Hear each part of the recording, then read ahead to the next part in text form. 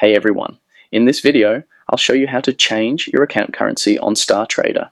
Just follow these steps so you'll know exactly how to set a new currency for your trading account. First, keep in mind that StarTrader does not allow you to change the currency on an existing account.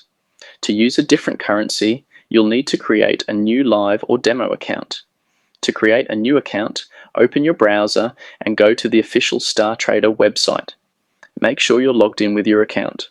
Once you're on the home page, click on Accounts, then tap Open Account.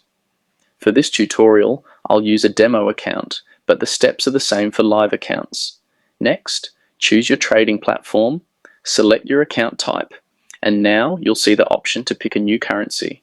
Just select the currency you want, choose your leverage, set your account balance, and then click Submit. And that's it. Once you follow these steps, you can easily create a new StarTrader account with your preferred currency anytime.